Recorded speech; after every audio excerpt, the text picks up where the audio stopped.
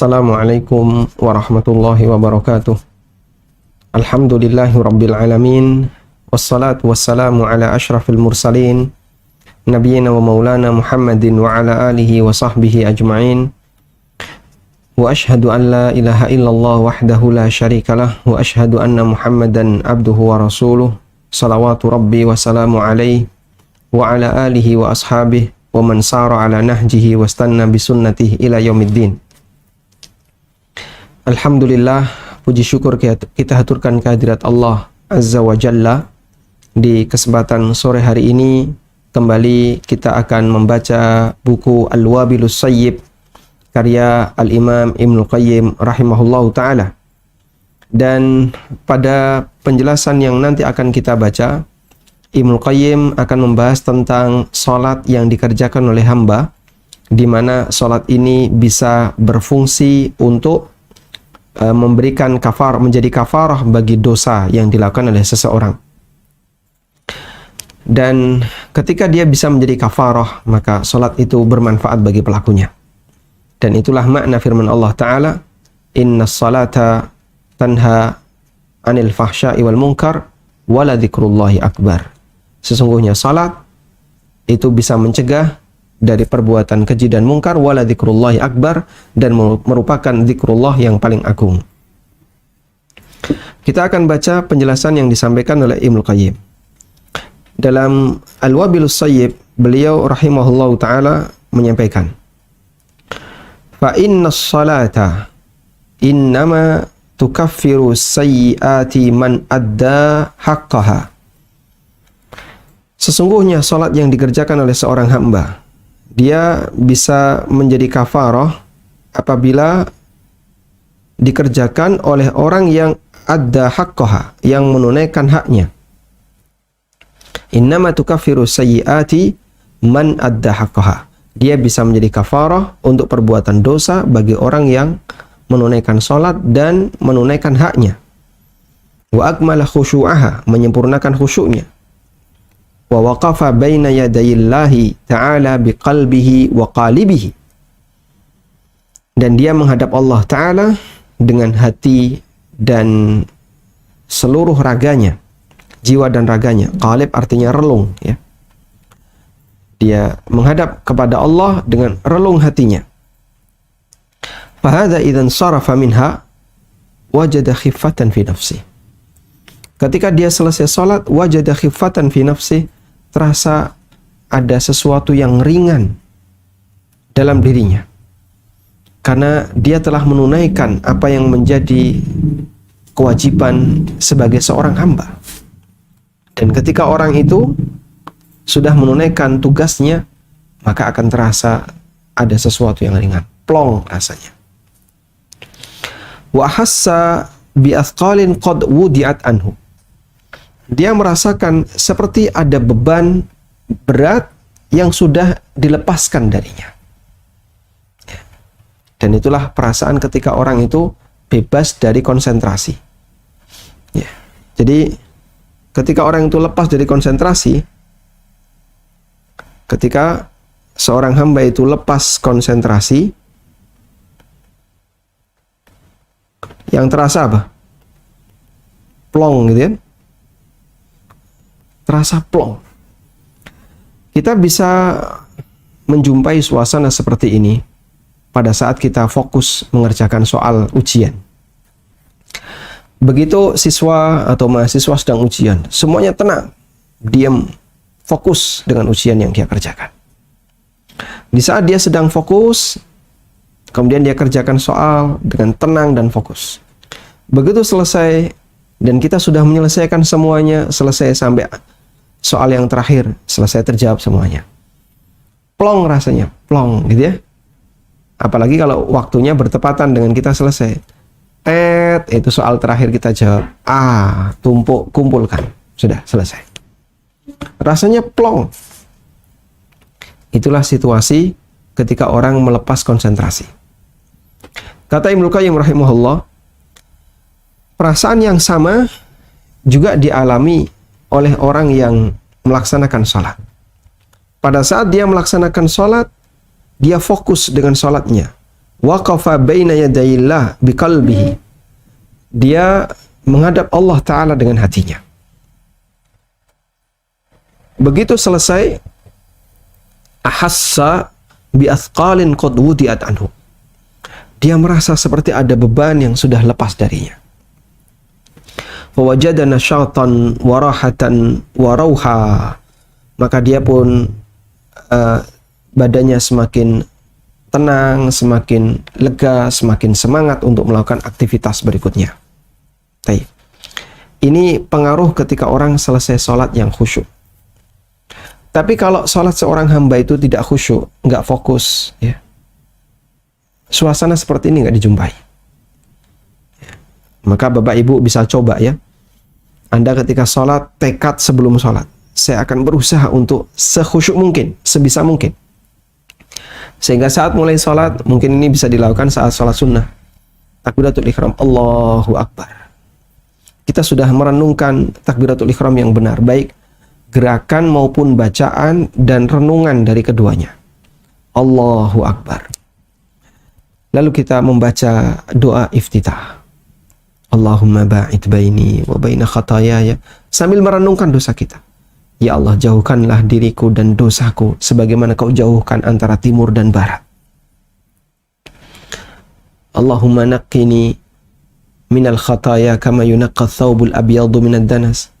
Ya Allah, bersihkanlah diriku dari dosa-dosa sebagaimana Kau bersihkan kain yang putih dari kotoran, sehingga kelihatan cemerlang, kelihatan sangat putih.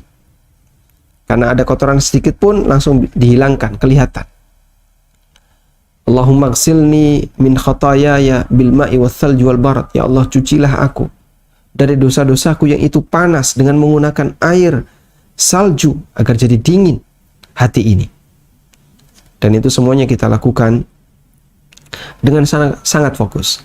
Dan orang kalau sudah bertekad dari awal, ya, salah satu di antara pengaruhnya adalah pada saat dia melakukan amal akan terasa, ya, akan terasa lebih serius. Tapi kalau tidak ada tekad dari awal, ya sholatnya ya biasa-biasa saja sebagaimana sholat pada umumnya. Nah, hatta yatamanna, sehingga dia pun berharap, ya, annahu lam yakun kharaja minha.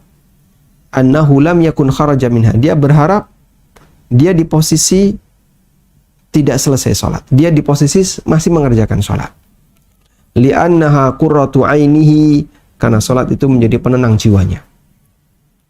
Nah, manusia, seorang hamba, ketika dia sudah senang dengan sholat, maka dia ingin selalu sholat dan gak pingin melepas dari sholat. Karena sholat itu menjadi penyejuk pandangannya. Wa na'imu ruhihi, dan kenikmatan bagi rohnya. Wa jannatu qalbihi, dan surga bagi hatinya. Tayyib. Jamaah yang dimuliakan Allah, dan ini bisa dirasakan ketika orang itu sholatnya lama, sambil dia menikmati renungan bacaan Al-Quran yang dia baca. Tapi Pak, masalahnya hafalan saya sedikit. Anda bisa menggunakan HP, buka mushaf melalui HP, kalau sholat malam misalnya. Sehingga pada saat takbiratul ihram, HP disaku. Tapi mukena nggak ada sakunya, ya. Anda taruh meja yang agak tinggi di dekat Anda sholat, HP taruh di situ.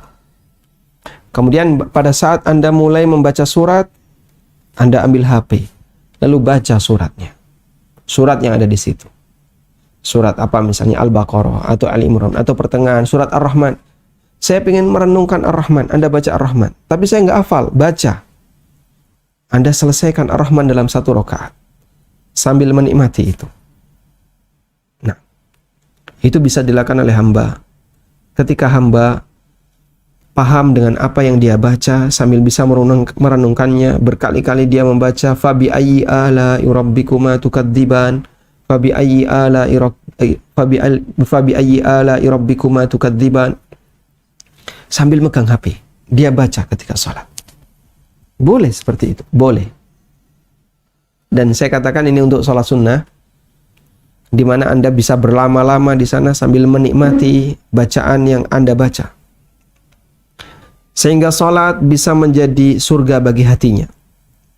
Wa mustarahuhu fid dunya, dan tempat istirahatnya ketika di dunia. Fala yazalu ka'annahu fi sijnin wa dhaikin hatta yadkhula fiha. Sehingga dia merasa hidup ini seperti dalam penjara. Kesempitan, penuh dengan kesempitan. Sampai dia kembali melaksanakan sholat. Ketika dia berada di tengah sholat, barulah hatinya terasa tenang, sejuk, dia bisa menikmatinya. Fayastarihu biha, sehingga dia bisa beristirahat dengan sholat. La minha, bukan istirahat dari sholat, artinya meninggalkan sholat. Fal muhibbuna yaqulun, orang yang senang sholat mengatakan, nusalli fanastarihu bi sholatina. Kita sholat dan kita merasa tenang ketika sholat. Melepas beban-beban masalah dunia. Bisa curhat kepada Allah, mengadu kepada Allah Rabbul Izzah. Dia bisa melepas beban hatinya dengan sholat yang dia kerjakan. Kama qala imamuhum wa qudwatuhum wa nabiyuhum sallallahu alaihi wasallam. Sebagaimana yang disabdakan oleh nabi mereka yang merupakan pemimpin dan imam bagi mereka. Nabi sallallahu alaihi wasallam pernah mengatakan kepada Bilal, "Ya Bilal, arihna bis shalah." Wahai Bilal, istirahatkanlah kami dengan salat. Dan ini disampaikan oleh Nabi sallallahu alaihi wasallam pada waktu beliau kerja bakti dengan para sahabat. Lalu sudah mulai masuk waktu salat, Rasulullah sallallahu alaihi wasallam mengatakan, "Ya Bilal, arihna bis shalah."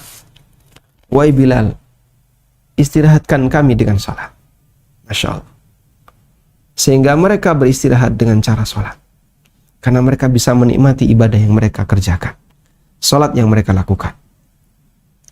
Hadisnya riwayat Abu Dawud, Ahmad, dan statusnya hadis yang sahih sanadnya. Walam yakul, dan Nabi SAW tidak mengatakan arihna minas sholah. Tapi beliau mengatakan arihna bis sholah. Ya, beda huruf jer, itu beda makna. Kalau arihna minas shalah, arihna bis shalah, ini yang disabdakan Nabi SAW. Beliau tidak mengatakan arihna minas shalah. Kalau ini sholat jadi tempat istirahat. Sholat jadi tempat istirahat. Kalau yang ini, sholat jadi beban, sehingga ingin lepas darinya. Arihna minas shalah. Selesaikan sholat ini biar kita istirahat. Kalau ini enggak, mari kita jadikan sholat kita sebagai tempat istirahat. Sehingga mereka beristirahat, merasa tenang, merasa nyaman ketika sholat. Baik. Kita lanjutkan. Wa qala sallallahu alaihi wasallam, dan Nabi sallallahu alaihi wasallam juga bersabda, "Ju'ilat qurratu 'aini fis shalah." Ketenangan hatiku, kesejukan pandanganku dijadikan di dalam salat. Hadisnya riwayat An-Nasa'i, Ahmad, dan yang lainnya, dan statusnya hadis yang sahih, dihasankan oleh Ibnu Hajar dari Aisyah radhiyallahu anha. Ju'ilat qurratu 'aini fis shalah. Allah jadikan ketenangan hatiku, kesejukan pandanganku ada dalam salat. Sehingga ketika beliau salat, beliau bisa menikmatinya. Faman ju'ilat qurratu 'ainihi fis shalah, siapa yang Allah jadikan kesejukan pandangannya ada dalam salat, fa kaifa tuqirru ainuhu biduniha. Maka dia tidak akan merasa tenang ketika tidak sedang salat. Makanya bagaimana mungkin dia bisa tenang selain dengan salat? Wa kaifa yutiqus sabru anha. Sehingga dia nggak sabar untuk pengen kembali salat, Dan jadilah orang itu senang salat. Ya. Orang itu menjadi senang salat disebabkan karena dia bisa menikmati salatnya. Baik. Saya mendapatkan info ya, bahwasanya mereka yang baru belajar salat khusyuk,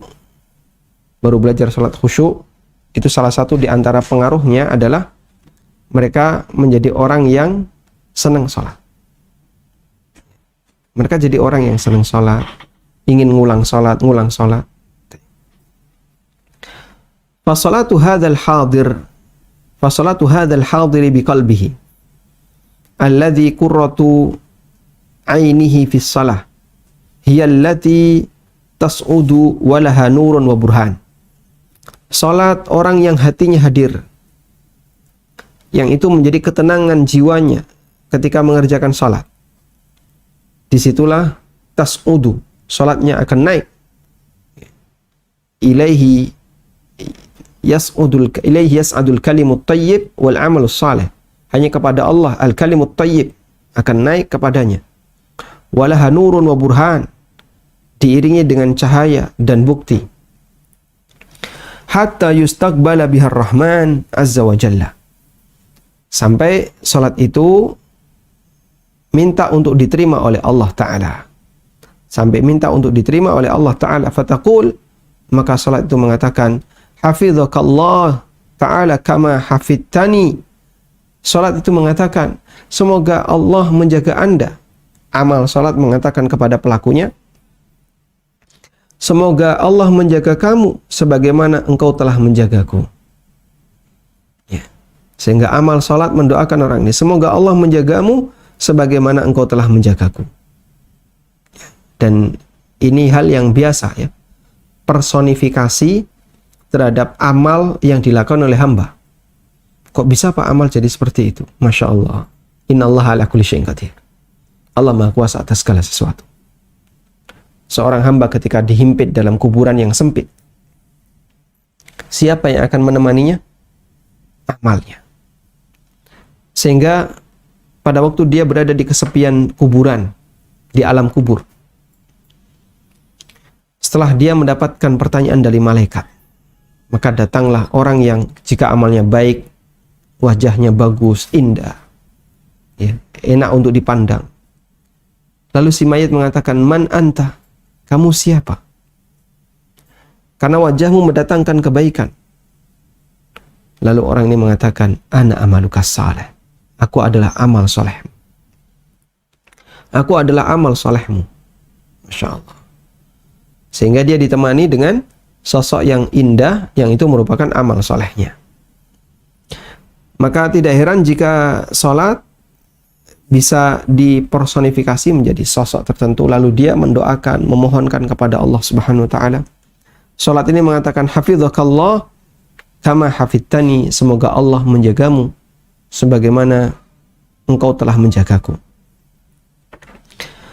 Wa amma salatul mufarrid, adapun salatnya orang yang melakukan tafrid. Tafrid berarti taksir. Orang yang meremehkan salat, al-mudayyi, yang menyia-nyiakan li hukukiha, haknya, tidak memenuhi haknya, wa hududiha, dan tidak memenuhi batasannya, meninggalkan khusyuknya, fa innaha tulaffu kama yulaffu thawbu al-khaliq. Maka salat seperti ini akan luntur sebagaimana lunturnya kain yang sudah usang. Wa yudrabu biha wajha sahibihi, dan akan dipukulkan ke wajah pelakunya. Wa taqul, dan salat ini mengatakan, dayya'akallah kama dayya'tani. Semoga Allah tidak menjagamu semoga Allah menyia-nyiakan kamu sebagaimana engkau telah menyia-nyiakan diriku. Taib. Dan saya tidak tahu ya kalimat ini apakah hadis Nabi ataukah tidak. Namun Ibnu Qayyim menyampaikan hal ini. Jika ini bukan hadis, berarti kemungkinan besar hanyalah gambaran yang diberikan oleh Ibnu Qayyim bahwasanya ketika orang itu melakukan ibadah, sholat, maka jika sholatnya baik, sholat itu akan berterima kasih kepadanya. Dan jika sholatnya buruk, maka sholat itu akan mendoakan keburukan baginya. Wa qad ruwiya fi haditsin marfu'in rawahu Bakr ibn Bishr. Diriwayatkan dalam hadis yang marfu' oleh Bakr bin Bishr dari Sa'id bin Sinan, dari Abi Zahariyah, dari Abi Syajarah, dari Abdullah bin Amr radhiyallahu anhuma, yarfa'uhu, dari Nabi sallallahu alaihi wasallam. Beliau bersabda, "Ma min mu'minin yutimmul wudu'a ila amakinihi, thumma yaqumu ila as-salati fi waqtiha, wa yu'addiha lillah azza wa jalla, lam yanqus min waqtiha wa ruku'iha wa sujudiha." Siapapun mukmin yang dia menyempurnakan wudunya ila amakinihi, sesuai dengan posisinya, sehingga wudunya nggak ada yang ketinggalan. Tsumma yaqumu ila salati, kemudian dia melaksanakan sholat tepat pada waktunya, dia tunaikan untuk Allah, tidak dia kurangi waktunya, rukuknya, sujudnya. Wa ma'alimuha syai'an, demikian pula dia tidak kurangi rambu-rambunya. Illa rufi'at lahu ilallahi azza wa jalla, kecuali salat itu akan diangkat menuju Allah azza wa jalla, bayda'a musfirah yastadi'u binuriha ma bainal khafiqain hatta yuntaha biha ila rahmani azza wa jalla. Maka salat itu akan diangkat menuju Allah Ta'ala putih, ya, putih terang, yastadi'u yang menyinari, binuriha cahayanya, ma bainal khafiqain di antara dua khafiqah. Baik, coba kita lihat makna dari khafiqah. Al-khafiqah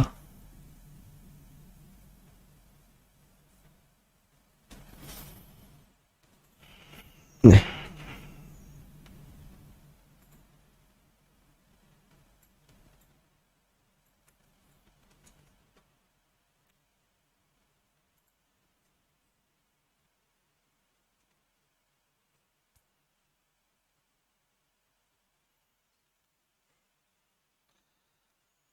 al-khafiq, al-khafaqa at-ta'ir bimana tara, khafaqa an-najm wasyams wal inhatta fil maghrib. Khafaqat, di sini bentuknya fi'il madhi akhfa.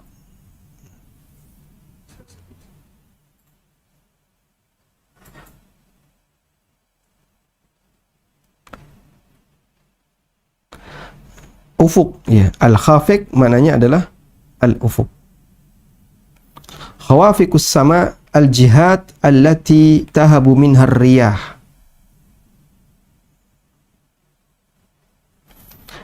Cahaya yang menerangi itu menerangi khafiqah. Dan makna al-khafiqah adalah al-alam. Ada yang maknanya al-ufuq, jamaknya khawafiq. Khawafiqus sama artinya adalah al-jihatul lati tahabu minha riyah. Khawafiqus sama artinya adalah arah mata angin. Artinya seluruh alam raya.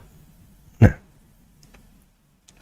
al-khafiqan artinya adalah ufukul masyriq wa ufukul maghrib. Ufuk timur dan ufuk barat. Ya. Berarti menerangi khafiqan, menerangi di sini kan sebutannya yastadi'u binuriha, dengan cahaya itu menerangi ma bainal khafiqaini, di antara dua ufuk. Berarti seluruh permukaan langit. Hatta yuntaha biha ila rahman, hingga sampailah salat itu kepada Ar-Rahman. Wa man qama ila sholati falam yukmil wudu'aha.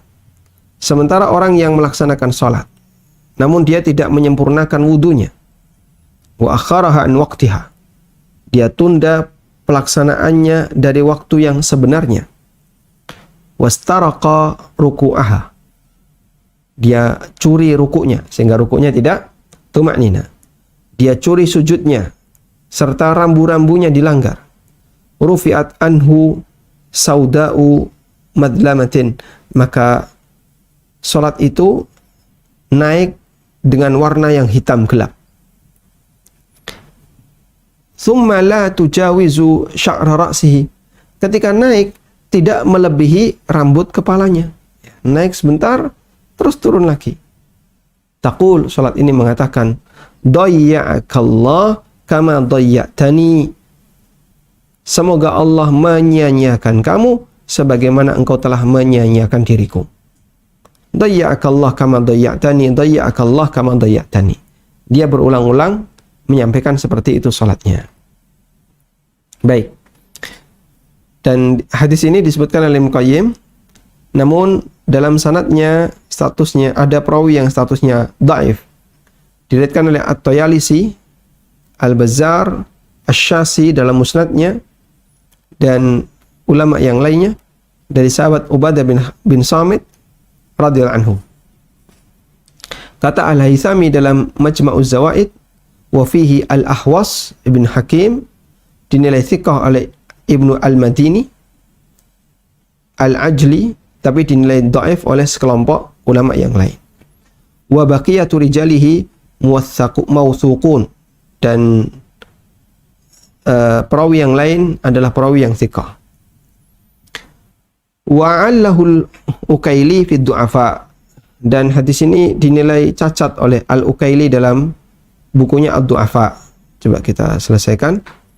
Diriwayatkan oleh At-Tabrani dalam Al-Awsat dari hadis Anas bin Malik radhiyallahu anhu, tapi tidak sah, tidak sahih.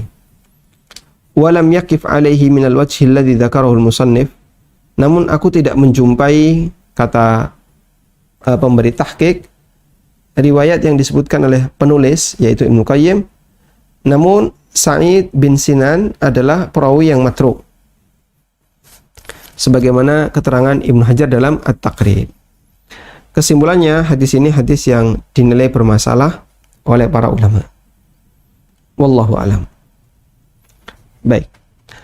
Tapi secara motivasi adalah memberikan penekanan, orang yang sholatnya baik, maksimal, maka akan naik menuju Allah Subhanahu wa ta'ala. Dan amal sholat itu akan naik menuju Allah Subhanahu wa ta'ala. Fas-shalatul maqbulah, sholat yang diterima, dan amal yang diterima secara umum. Wal amalul maqbul an ayyusalliyal abdu, yaitu ketika seorang hamba melakukan sholat, sholatan taliqu bi rabbih, seorang hamba melakukan sholat dengan bentuk sholat yang layak untuk dipersembahkan kepada Rabb-nya. Bukan sholat yang jelek, bukan sholat yang enggak memenuhi syarat dan rukunnya, tapi sholat yang layak untuk dipersembahkan kepada Allah Azza wa Jalla. Fa idza kanat sholatun tasluhu li rabbih tabaraka wa ta'ala wa taliqu bihi kanat maqbulatan. Apabila sholat itu adalah sholat yang layak untuk dipersembahkan kepada Allah tabaraka wa ta'ala, layak untuk dihantarkan kepada Allah, kanat maqbulatan, maka sholat itu adalah sholat yang diterima. Sholat itu menjadi diterima. Ya. Amal yang jelek kayak gini kok dilakukan, sehingga sholatnya nggak khusyuk, culit. Buat apa dia sholat? Ya. Sholatnya sangat tidak berkualitas, tidak sesuai sunnah. Kadang ketika sholat sambil geleleng-geleleng gitu ya. Saya kadang lihat ada beberapa remaja itu kalau sholat nggak fokus, nggak khusyuk. Ya. Kemudian gerakan fisiknya juga nggak bisa diam. Seringkali gigit kuku sambil sholat. Subhanallah. Sholat sambil mainan kuku gini. Sering sekali. Terutama yang usia remaja ya. Mahasiswa juga seperti itu. Kadang nggak perhatian terhadap aurat ya. Contohnya gimana Pak? Pakai baju yang ukuran apa? Ya, ukuran M, ya, melotot. Sehingga saat sujud, kelihatan pantatnya. Kadang kelihatan celana dalamnya. Nah, ini karena dia tidak perhatian. Coba, seperti ini dipersembahkan untuk Allah. Dia bisa mengukur, pantas nggak amal kayak gini dipersembahkan untuk Allah. Kalau dalam bayangan dia, ini nggak pantas. Gimana Allah akan menerima? Orang mengukur, ini pantas nggak dipersembahkan untuk Allah? Nggak pantas. Bagaimana Allah akan menerima? Wal maqbulu minal amali kisman. Bentuk amal yang diterima itu ada dua. Yang pertama, ayyusalliyal abdu wa ya'mala sa'irat ta'at wa qalbuhu muta'alliqun billah. Seorang hamba melakukan salat dan melakukan berbagai macam ketaatan dan hatinya dipenuhi rasa ketergantungan kepada Allah Ta'ala. Ingat kepada Allah alad dawam, terus-terusan. Nah, kata Ibnu Qayyim, fa'amalu hadzal abdi tu'radu 'ala Allah azza wa jalla. Amal seperti inilah yang diantarkan menghadap Allah azza wa jalla hatta takifa qabalatuhu sampai orang itu menghadap Allah Ta'ala. Fayanzurullahu azza wa jalla ilaiha, sampai amal itu tiba di hadapan Allah Ta'ala. Lalu Allah Ta'ala memandangnya. فَإِذَا نَظَرَ إِلَيْهَا رَآهَا خَالِصَةً لِوَجْهِ مَرْضِيَةٌ قَدْ صَدَرَتْ عَنْ قَلْبٍ سَلِيمٍ مُخْلِصٍ مُحِبٍّ لِلَّهِ عَزَّ وَجَلَّ مُتَقَرِّبٍ إِلَيْهِ. Ketika amal seorang hamba itu dipenuhi, dia beramal dipenuhi dengan mengingat Allah Ta'ala. Hatinya tergantung kepada Allah, dia fokus dengan ibadahnya. Maka ibadah itu diantar menuju Allah. Setelah sampai di hadapan Allah, Allah akan melihatnya. Allah akan menilai, melihat dan Allah menilai. Jika amal itu, Allah melihat jika amal itu ikhlas untuknya. Mardiyah, dalam rangka untuk mengharapkan ridhonya. Terbit dari hati yang salim, yang ikhlas, yang betul-betul mencintai Allah, ingin beribadah kepadanya, maka ya maka sebagai balasannya ahabbaha wa radiyaha wa qabilaha. Allah akan mencintai amal ini, Allah akan meridhoinya, dan Allah akan menerimanya. Sehingga kata Ibnu Qayyim, ketika seorang hamba sedang beramal dan amalnya itu baik, maka amalnya akan menuju Allah Ta'ala. Setelah di hadapan Allah, Allah akan melihat. Jika amalnya ini baik, ikhlas, murni karenanya, maka Allah akan menerimanya. Allah mencintainya dan Allah akan menerimanya. Al-qismu tsani, bentuk yang kedua. Ayya'mal al-'abdu al-a'mala, seorang hamba melakukan amal. Alal adati, sebagaimana kebiasaannya. Wal ghaflah, dipenuhi dengan kelalaian. Dia berniat untuk melakukan ketaatan dan beribadah kepada Allah. Fa'arkanuhu mashghulatun bitta'ah. Fa'arkanuhu mashghulatun bitta'ah. Ya. Banyak rukun-rukun salat yang mashghulatun bitta'ah, yang ditinggalkan karena dia melakukan yang lain. Jadi atau gini, fa'arkanuhu mashghulatun bitta'ah, rukun-rukunnya diisi dengan berbagai macam ketaatan. Wa qalbuhu lahin an dzikrillah, sementara hatinya dia tidak fokus berzikir kepada Allah. Wa kadzalika sairu a'malihi, demikian pula amal yang lain. Fa idza rufi'at a'malu hadza ila Allah, apabila amal seperti ini diangkat menuju Allah azza wa jalla, lam taqif tujahahu, maka tidak akan sampai di hadapan Allah. Wala yaqa'u nadharuhu ilaihi, dan Allah tidak memandangnya. Walakin tudau haitsu tud'u dawawin al-a'mal. Namun amal itu diletakkan sebagaimana amal-amal yang lain. Hatta tu'radu alaihi yaumal qiyamah, sampai kemudian nanti akan ditampakkan kepada pelakunya di hari kiamat. Fatumayyaz fayusibuhu ala ma kana lahu minha wa yaruddu alaihi ma lam yurid wajhahu bihi minha. Lalu setelah itu dipilih-pilih, dia mendapatkan pahala dari amal-amal yang kurang berkualitas tadi. Dia tetap dikasih pahala sesuai dengan apa yang dia kerjakan. Dia akan mendapatkan pahala jika amal itu makana lahu, untuk Allah. Wa yaruddu alaihi, dan akan dikembalikan kepadanya ma lam yurid wajhahu bihi minha, apabila dia tidak menghendaki amal itu untuk Allah. Jadi maksud Ibnu Qayyim di sini adalah amal yang diterima itu ada dua. Al-maqbulu minal amali qisman. Amal yang diterima ada dua. Bismillah.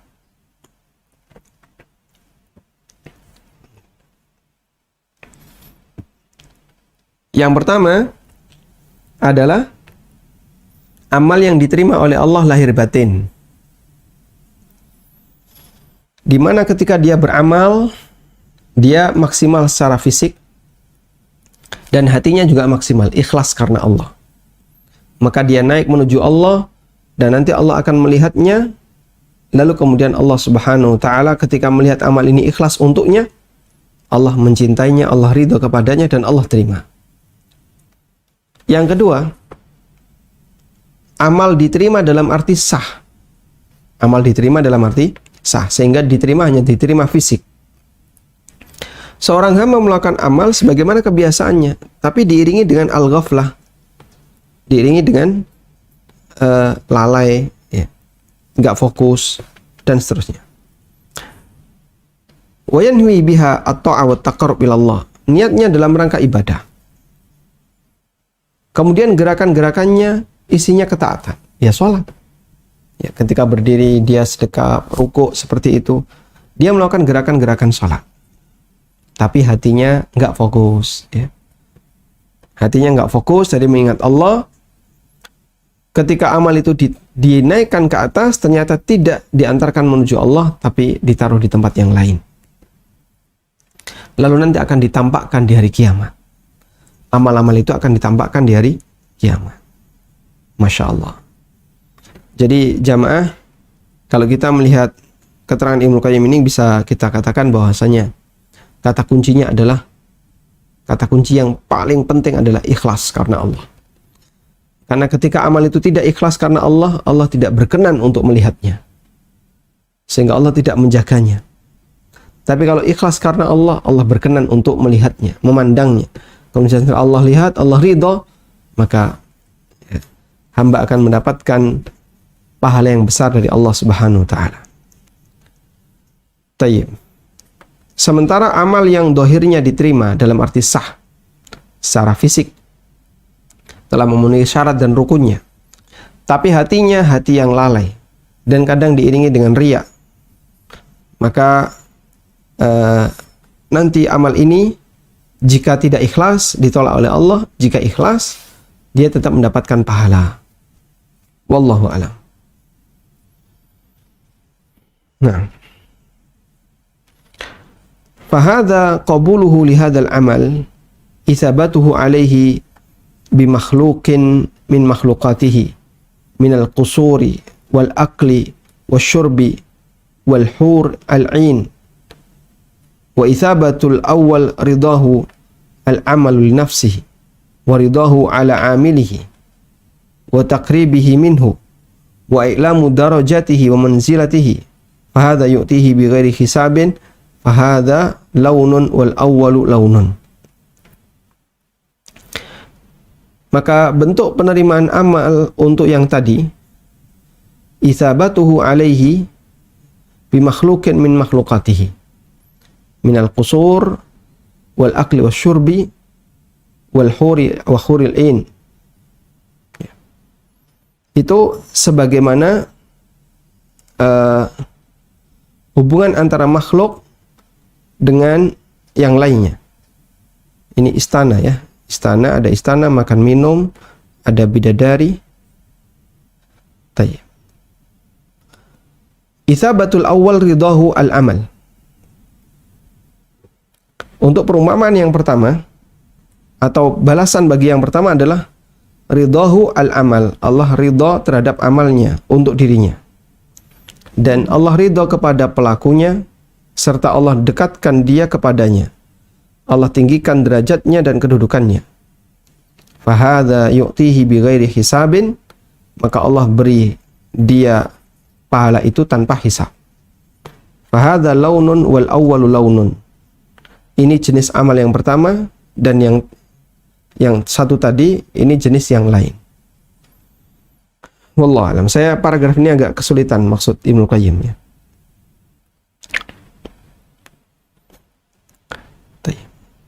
Coba nanti saya lihat untuk versi cetakan yang lain, karena ini ada kalimat yang agak aneh. Saya ulang di paragraf sebelumnya. Jadi di sini beliau menceritakan tentang amal yang makbul itu ada dua bentuk.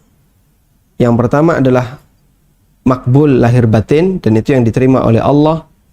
Allah mencintainya.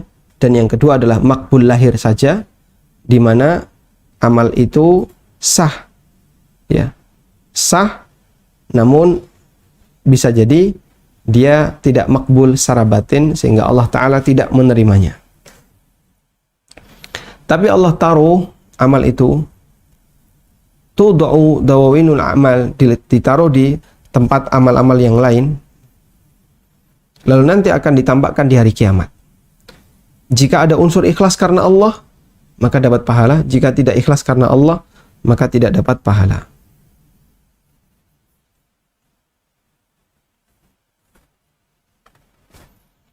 Selanjutnya Ibnu Qayyim mengatakan, wan nasu fis salati ala maratib khamsatin. Ada 5 tingkatan manusia ketika melaksanakan salat. Ini saya kutip di buku saya Tafsir Salat ya. 5 tingkatan manusia ketika mengerjakan salat. Yang pertama, martabatul zalim li nafsihi. Tingkatan orang yang mendolimi dirinya sendiri. Al-mufarrid, yang dia suka melakukan tafrid, taksir, meremehkan, mengurangi haknya.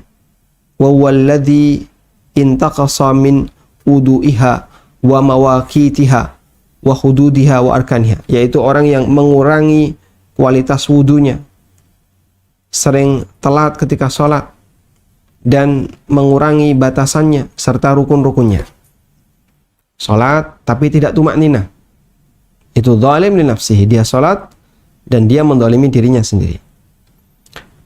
Manusia jenis yang kedua, ada orang yang menjaga waktu sholat, aturannya serta rukunnya, al-zahir yang nampak, serta dia jaga wudunya. Namun dia tidak berjuang dari was-was.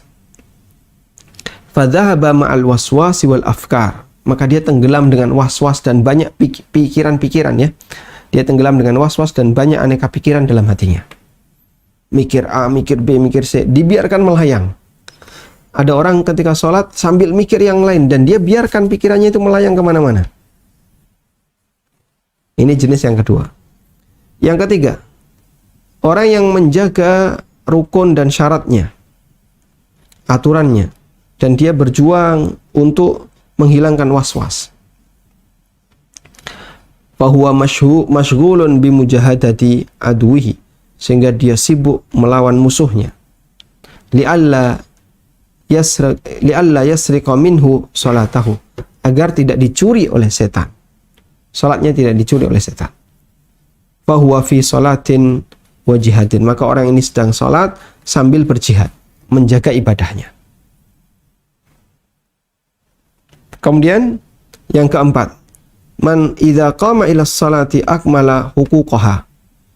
Orang yang melaksanakan salat dia sempurnakan rukun dan wajibnya.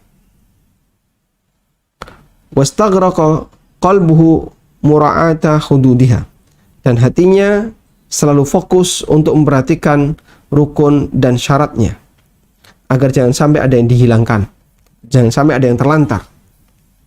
Bahkan seluruh tekadnya masrufun ila iqamatiha kama yanbaghi, fokus untuk melaksanakannya sesuai dengan apa yang diperintah serta menyempurnakannya. Qad istaghraqa qalbahu sya'nus salati wa ubudiyati rabbih tabaraka wa ta'ala. Terkadang hatinya sibuk dengan fokus salat, beribadah kepada Allah Ta'ala. Dan yang kelima, orang yang salat qama ilaiha kadzalik, dia memenuhi semua rukun dan syarat salat. Namun di samping itu, dia jadikan hatinya, dia letakkan di hadapan Allah Azza wa Jalla. Dia lihat dengan hatinya, muraqiban lahu, selalu merasa diawasi oleh Allah, dipenuhi dengan rasa cinta dan pengagungan kepadanya, seolah-olah dia melihat Allah.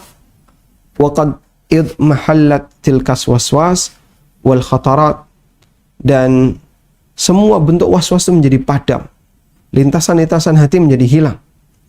Wartafa'at hujubuha bainahu wa baina rabbi, hijab-hijabnya antara dia dengan Allah hilang. Dalam arti bukan dia melihat fisik Allah, bukan melihat zat Allah, tapi menunjukkan kedekatan dia dengan Allah Ta'ala. Fahadha bainahu wa baina ghairihi fis salati a'zamu mimma bainas sama'i wal ard. Maka orang seperti ini ketika melaksanakan salat dibandingkan dengan orang lain, itu bisa jadi selisihnya lebih jauh daripada langit dan bumi. Wa hadza fi salatihi mashghulun bi rabbih azza wa jalla qarirul aini bihi, dan inilah orang yang salat fokus dengan Allah Ta'ala sehingga bisa menenangkan jiwanya. Baik. Ini 5 pembagian manusia terkait khusyuk dalam salat. Saya ulang ya. Pertama, orang yang tidak memenuhi rukunnya. Wudunya nggak karuan, kadang sikut kering, kadang tumit kering. Kemudian ketika sholat tidak tumaknina, culi cepat. Dia mengurangi rukun dan kewajibannya. Maka ini martabat orang yang dolim. Tingkatan orang yang dolim ketika sholat. Yang kedua, orang yang sholat memenuhi semua syarat dan rukunnya, menjaga waktunya,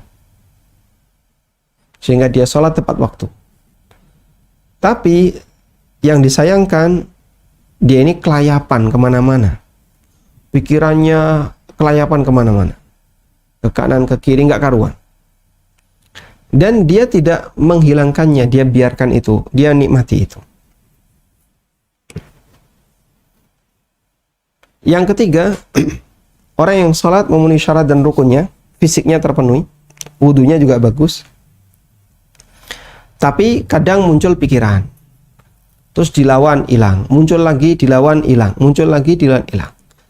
Kata beliau, ini orang yang sholat sambil berjihad.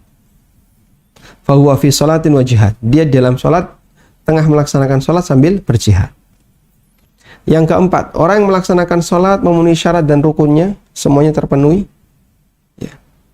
Kemudian dia berusaha untuk fokus dengan hatinya, fokus terhadap apa yang dia kerjakan. Jangan sampai ada yang hilang. Ya. Maka seperti ini tingkatan yang keempat, dia lebih tinggi lagi. Yang kelima, dia sholat dan dia bisa menikmati sholatnya, sambil diiringi dengan keyakinan Allah Ta'ala mencatat dan melihat sikapnya, mencatat dan melihat perbuatannya, ibadahnya. Maka itulah sholat yang paling tinggi derajatnya. Lalu kata Ibnu Qayyim, beliau memberikan sebuah kesimpulan tentang 5 tadi. Orang pertama dihukum, sehingga dia sholat tapi malah diadab. Fawailul lil musallin alladzina hum an sholatihim sahun. Celakalah orang yang sholat, yaitu orang yang lalai dari sholatnya.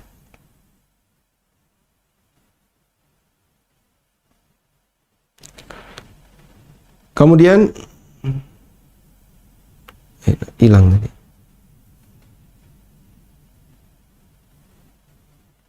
Kemudian orang yang kedua, Watsani muhasab, orang yang kedua akan dihisab. Yaitu orang yang memenuhi syarat dan rukunnya, tumaknina, tapi hatinya melayang kemana-mana. Orang seperti ini ketika sholatnya akan dihisab. Sehingga bukan meringankan hisab, tapi malah jadi beban hisab. Yang ketiga, mukaffarun anhu, sholat yang bisa dijadikan sebagai kafarah. Yaitu memenuhi rukun syaratnya, semua fisiknya lengkap. Kemudian dia berusaha untuk fokus, tapi kadang seringkali muncul gangguan-gangguan, dia tolak, muncul lagi gangguan, dia tolak lagi. Maka sholatnya bisa jadi kafarah baginya. Warabi' musabun, sholatnya orang yang keempat diberi pahala. Jadi dia memenuhi semua rukun dan syaratnya, wajibnya, fisiknya dia penuhi. Hatinya berusaha untuk selalu fokus dengan gerakan sholat, bacaan sholat, ya. Sehingga dia tidak mikir yang lain. Maka dia berpahala. Tapi ada tingkatan yang lebih tinggi lagi, yaitu orang yang menjadikan sholatnya sebagai tempat untuk istirahat. Ya. Dia jadikan sholatnya sebagai tempat untuk mengadu Allah secara maksimal. Yang kelima ini adalah muqarrabun, orang yang akan didekatkan dengannya. Wal khamisu muqarrabun, dan yang kelima adalah muqarrabun, orang yang akan didekatkan dengan Allah Ta'ala. Karena jadi yang tertinggi adalah yang kelima. Dia dianggap oleh Allah sebagai orang yang dekat dengannya karena fokus ibadahnya. Karena dia punya jatah mimman ju'ilat qurratu ainihi fis shalah. Di anna lahu nasiban. Karena dia punya hak untuk menjadi bagian dari orang yang Allah jadikan salatnya itu sebagai penyejuk pandangannya. Dan siapa yang qarrat ainuhu bisalatihi, salat itu menjadi penyejuk pandangannya di dunia, maka Allah Ta'ala akan buat dia sejuk pandangannya biqurbihi min rabbihi, di mana dia akan didekatkan dengan Allah Azza wa Jalla fil akhirah, di akhirat. Wa qarrat ainuhu aidan bihi fid dunya, wa man waqarrat ainuhu billah qarrat bihi kullu ainin. Dan dia pun merasa senang ketika di dunia. Dan siapa yang dia merasa senang dengan Allah, wa man qarrat ainuhu billah, siapa yang merasa tenang dengan Allah, qarrat bihi kullu ainin, maka semua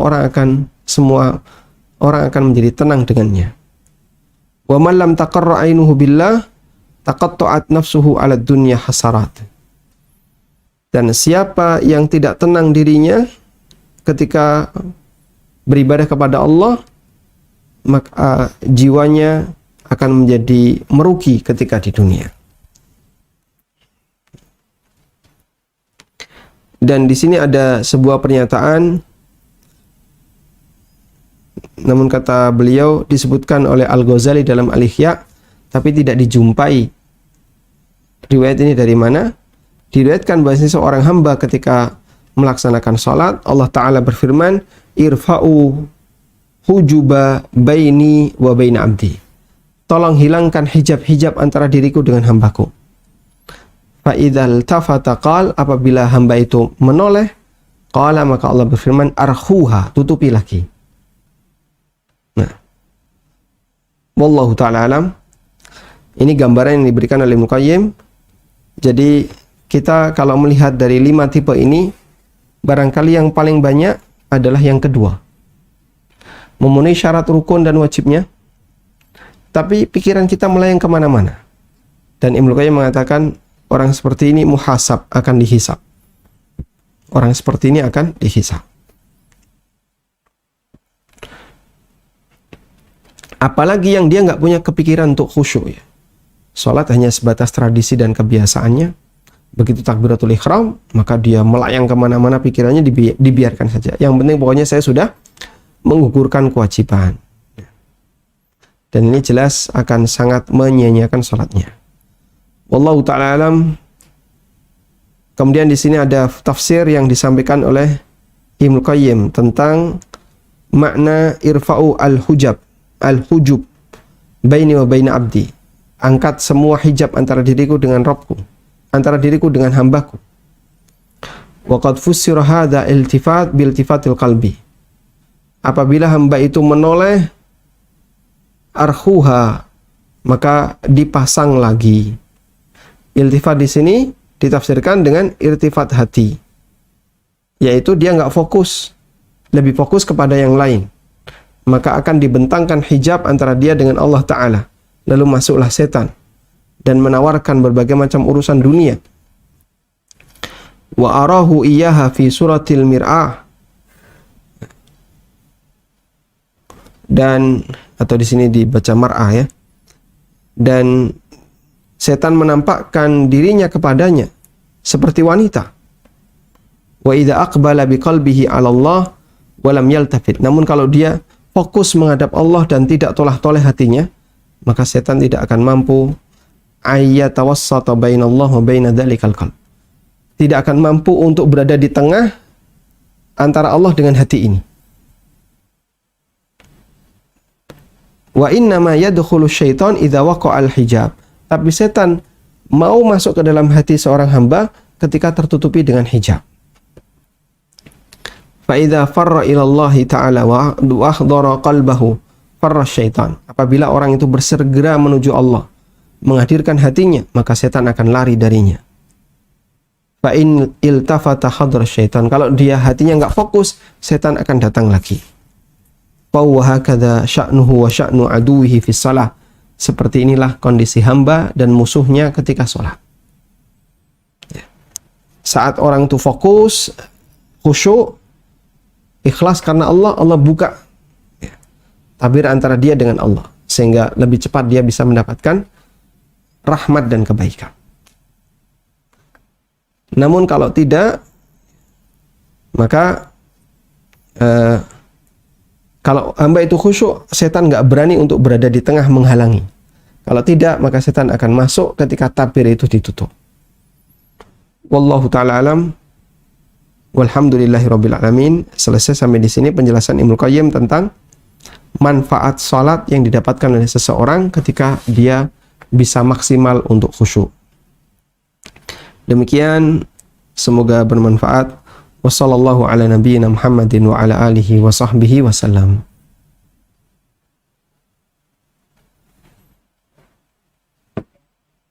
Barakallahu fiikum Ustaz.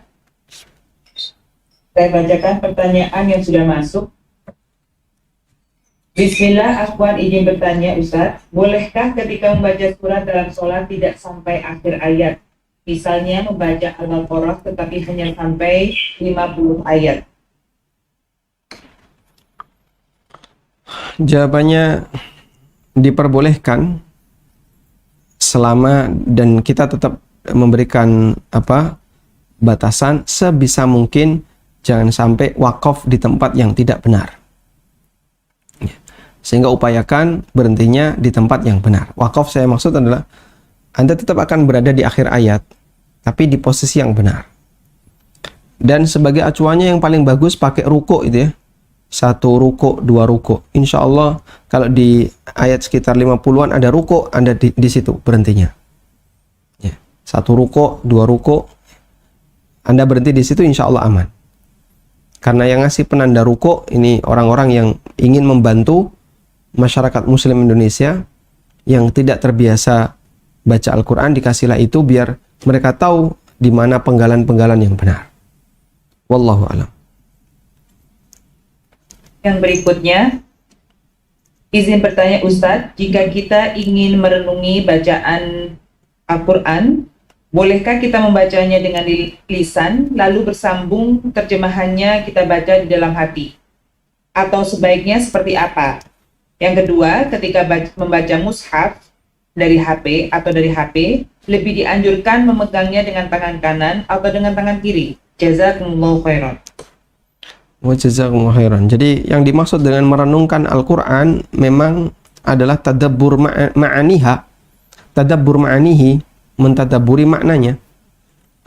Dan tadabbur maknanya pengantarnya adalah paham terjemahan, sehingga kita perlu baca terjemahan. Kemudian setelah paham, sambil direnungkan. Ayatnya bunyinya demikian. sambil direnung. Renungan sederhana saja, karena kan dia harus mengalir terus bacanya. Contoh sederhana misalnya, Dzalikal kitabu la raiba fihi hudal lil muttaqin. Sambil kita merenungkan, inilah kitab yang tidak ada keraguan di dalamnya. Tapi kenapa saya sering menyepelekannya? Saya tidak dekat dengannya. Lebih sering baca berita daripada baca Al-Quran.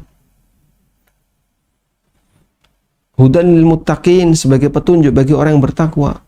Oh, berarti mungkin karena aku bukan orang yang bertakwa sehingga aku susah dapat petunjuk. Sederhana renungan-renungan seperti ini. Dan sampai pada kondisi tertentu ketika dia berhenti karena ingin banyak merenungkan hal itu. Fabi ayyi ala'i rabbikuma tukadziban. Fabi ayyi ala'i rabbikuma tukadziban. Ada ibu-ibu ya. Suaminya baru meninggal, utangnya belum kelar.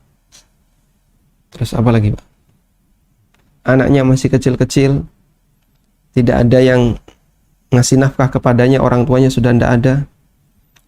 Terus dia mengadu kepada Allah sambil sholat, dia membaca surat Ar-Rahman. Kemudian dari situ dia hitung, masih banyak nikmat yang Allah berikan ke saya. Fabi ayyi ala'i rabbikuma tukadziban. Ya, meskipun ada sebagian nikmat yang dicabut oleh Allah, tapi masih banyak nikmat yang Allah berikan ke saya. Bi ayyi ala'i rabbikuma tukadziban. Bisa jadi dalam situasi seperti itu dia menangis. Ya.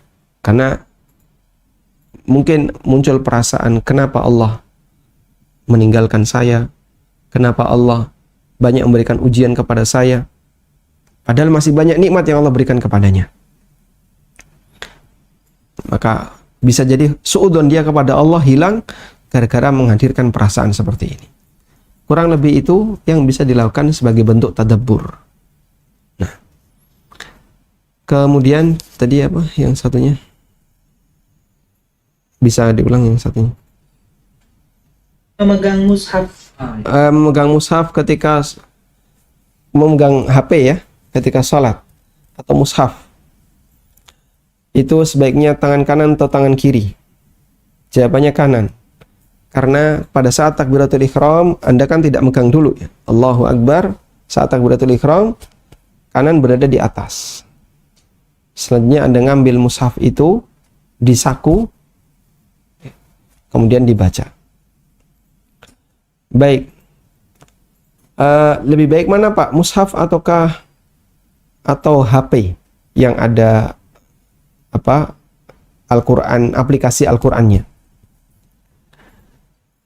Dua-duanya bagus, tapi kalau cara praktis mungkin HP lebih praktis. Karena begini ya, mushaf itu selesai dibaca, kita akan taruh. Nah, kalau kantong Anda itu berada di bawah, jadinya mushafnya di kantong bawah. Tapi kalau kantongnya ada di atas mungkin lebih aman. Cuman kalau ruku sensitif, jatuh, sujud jatuh ya. Jadi bolak-balik jatuh.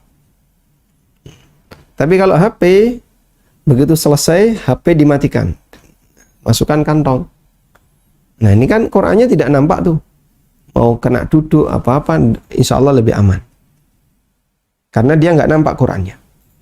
Begitu dia balik, dia bangkit ke rakaat berikutnya, baca surat, dia ambil HP, dinyalain. Dinyalainnya gimana Pak? Pakai fingerprint.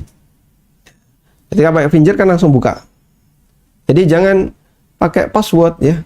Pakai password. Sholat sambil ngisi password. Nah, kelamaan. Baik. Maka gunakan finger, jadi langsung nampak.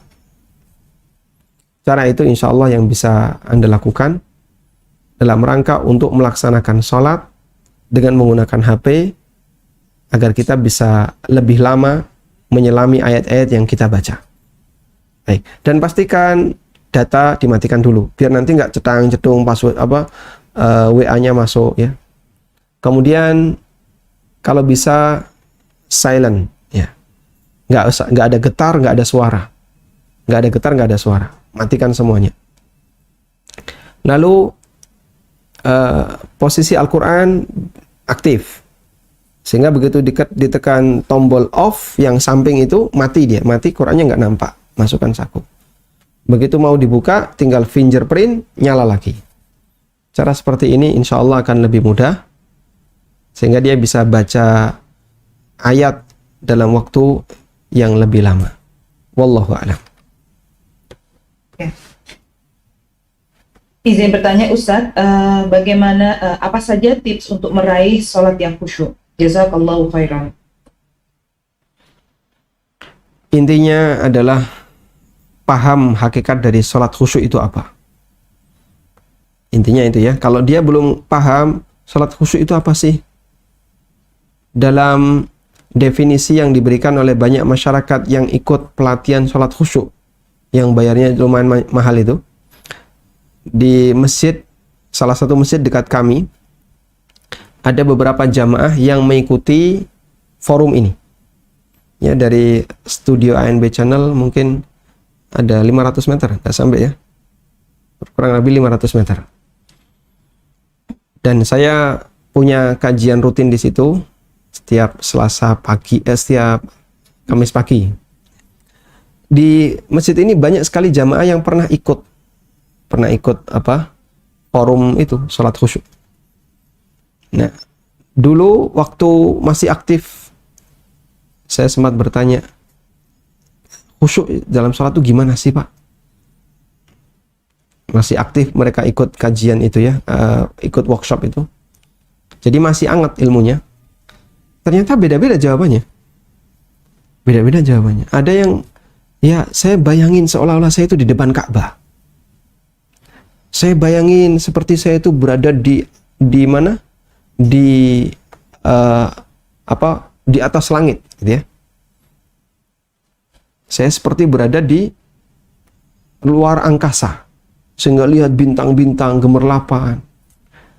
Ada yang saya bayangin seperti di depan saya itu ada kain putih, serba putih. Loh, ini kok malah bayang-bayangin yang aneh-aneh gitu ya. Ini bayangan A, ini membayangkan B, ini membayangkan C. Inikah yang disebut khusyuk? Membayangkan. Inikah yang disebut khusyuk?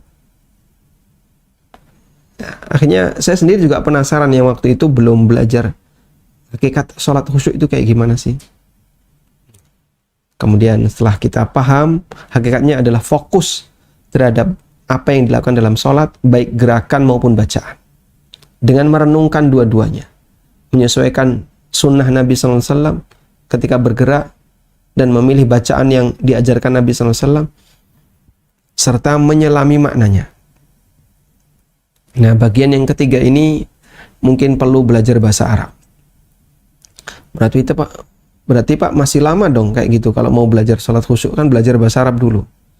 Nah, saya buat yang lebih praktis hingga terbitlah buku tafsir sholat.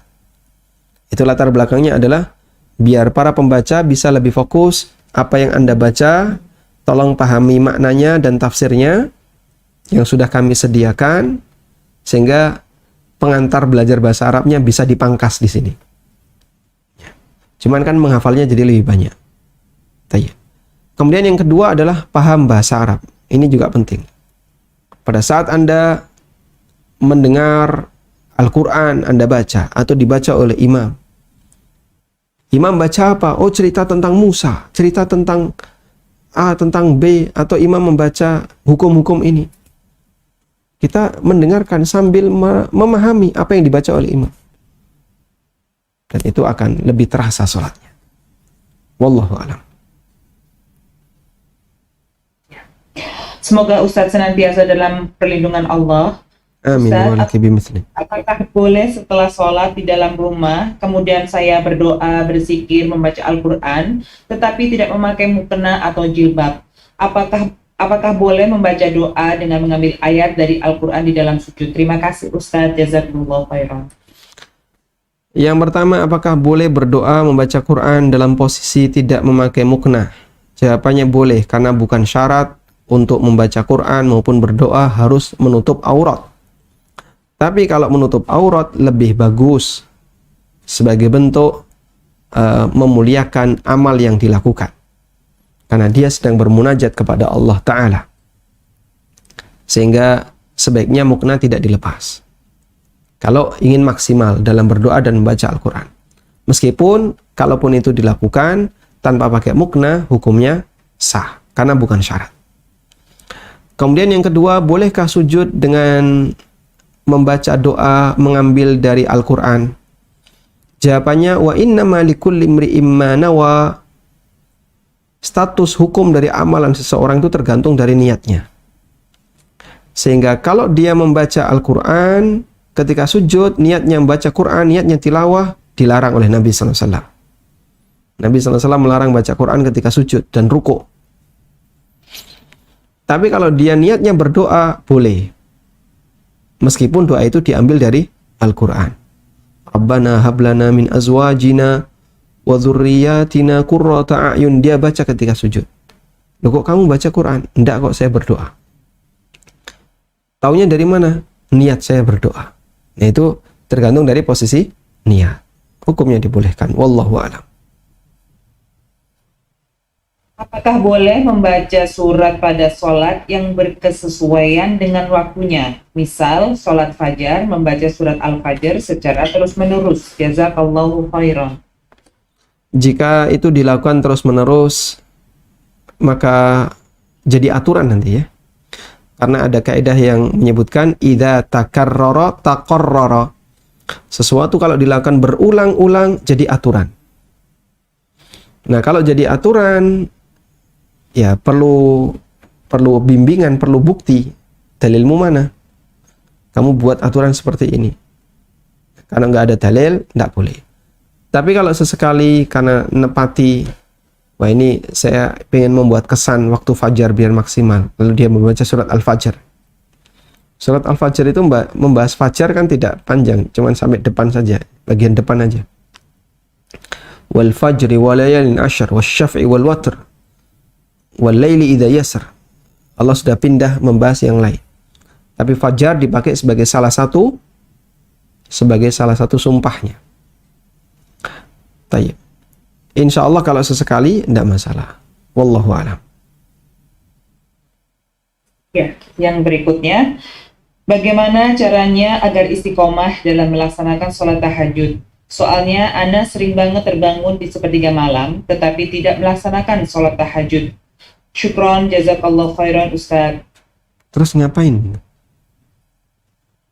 Sayang sekali kalau Anda dikasih kesempatan bangun di sepertiga malam, tapi tidak tahajud. Mungkin ada orang yang biasa bangun di sepertiga malam, tapi mungkin nyuci piring atau bersih-bersih rumah. Bahkan ada yang sudah berangkat ke pasar.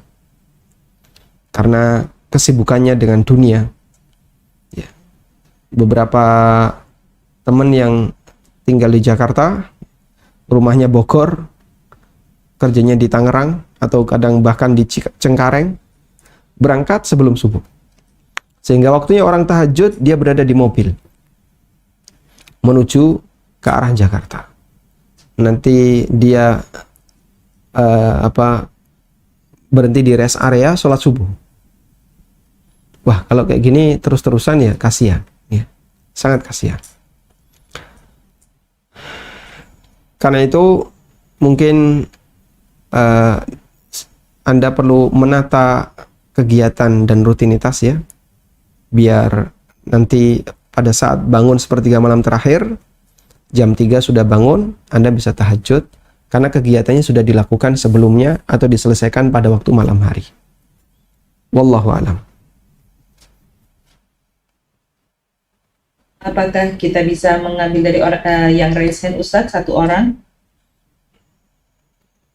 Tafadhal, silahkan. Iya, silahkan Ummu Zahra.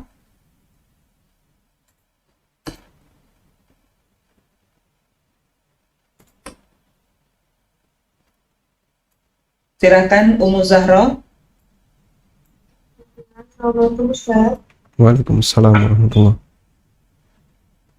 Mau nanya Ustaz, misalnya kita boleh nggak sih kalau lagi baca Al-Quran itu tapi tidak memahami isinya sama sekali, jadi tidak baca terjemahannya, tidak menghayati isinya, dan tidak mampu mengamalkan isinya Ustaz.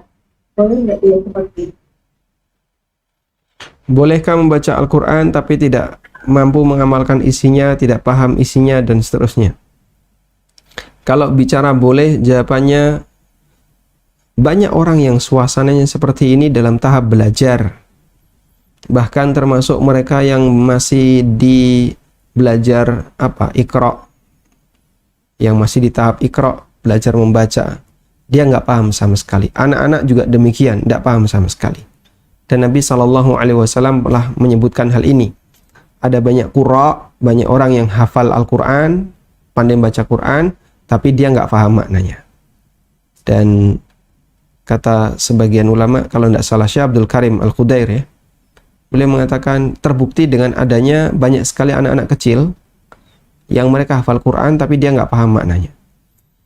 Dan ini diperbolehkan apalagi dalam tahap belajar. Sehingga jangan sampai gara-gara alasan oh ini tidak boleh, nah, terus akhirnya malah ditinggalkan semuanya. Jadi kita dekatkan diri kita dengan Al-Quran semampu kita sambil belajar mendekat ke yang lebih jauh. Yang nggak boleh adalah membaca Quran dalam situasi ngantuk, lalu akhirnya salah-salah. Maka sebaiknya dihentikan, istirahat dulu. Kemudian nanti silakan dilanjut setelah kondisinya lebih segar ya, lebih fresh. Baik, demikian yang bisa kita bahas. Semoga bermanfaat. Wassallallahu ala nabiyyina Muhammadin wa ala alihi wa sahbihi wa sallam. Wa akhiru da'wana anilhamdulillahi rabbil alamin. Subhanakallahumma wa bihamdika asyhadu an la ilaha illa anta astaghfiruka wa atubu ilaik. Wassalamualaikum warahmatullahi wabarakatuh.